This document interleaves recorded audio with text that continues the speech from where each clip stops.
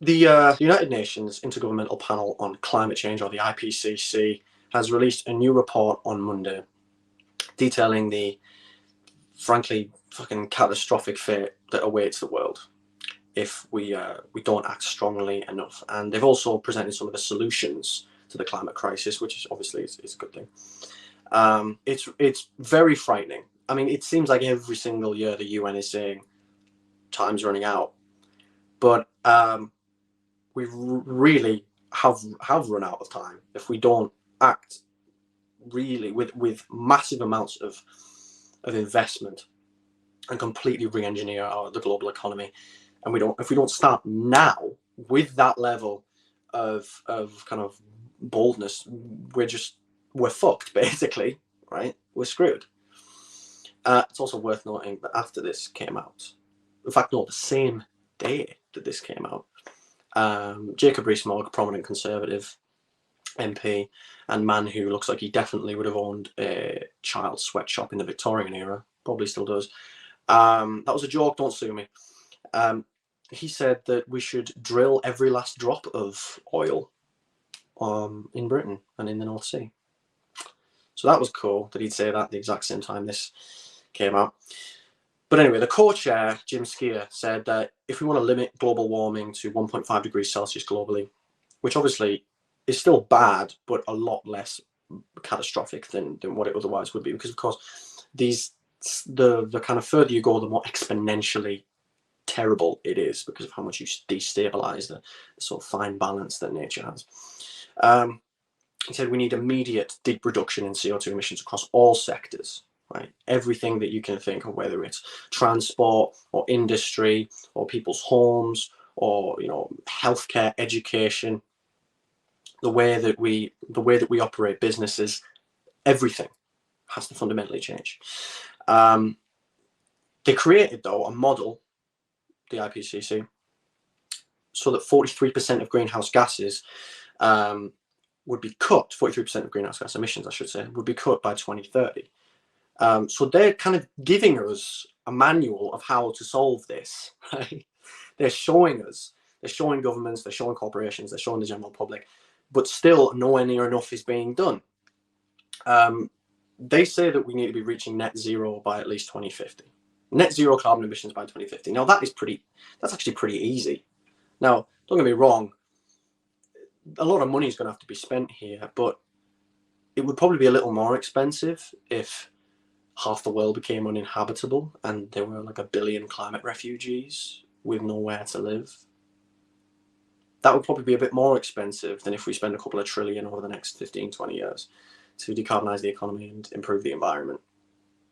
So net zero by 2050. Now, ideally, actually, really, I mean, developed countries like the UK, the US, Japan, Germany, France, we could undoubtedly reach net zero by 2035 if we really wanted to. We could. The developing countries, it's a lot harder for them, and I understand that. And obviously China and India produce a lot of the world's emissions now, but historically the West has produced the most. So we do have to take responsibility for that. But we are in a place now where we could do this pretty quickly. But they're saying, look, even if you do it by 2050, it should be okay. But at the end of the day, we are not on track to do that. We're not on track to reach that.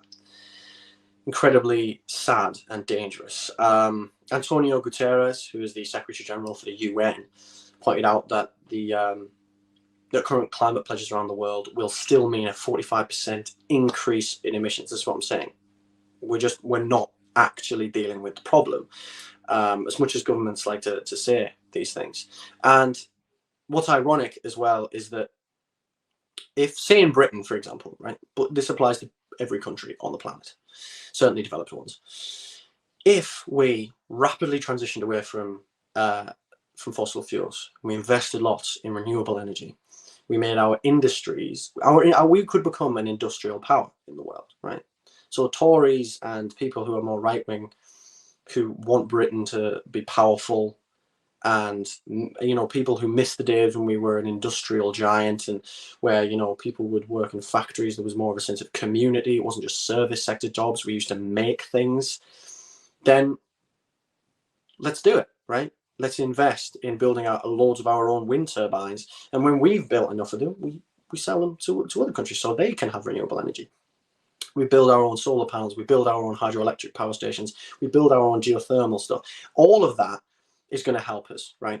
Then there's the fact that if we rewild our green spaces and our natural environments, then the country will become cleaner, the air will be more breathable.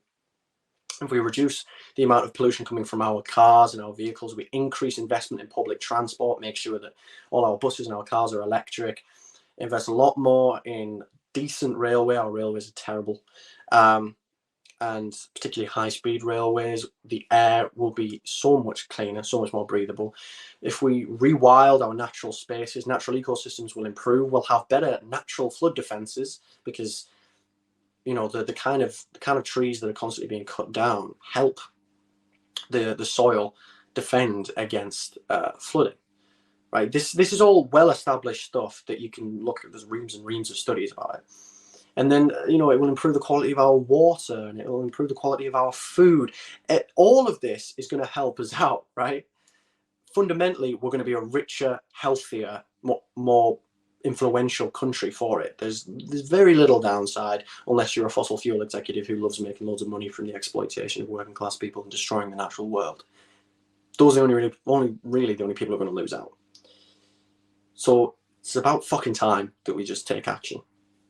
Yeah, Guterres as it goes on, he says about how we're on a fast track to climate disaster and all that stuff. So it's we gotta change things as soon as possible.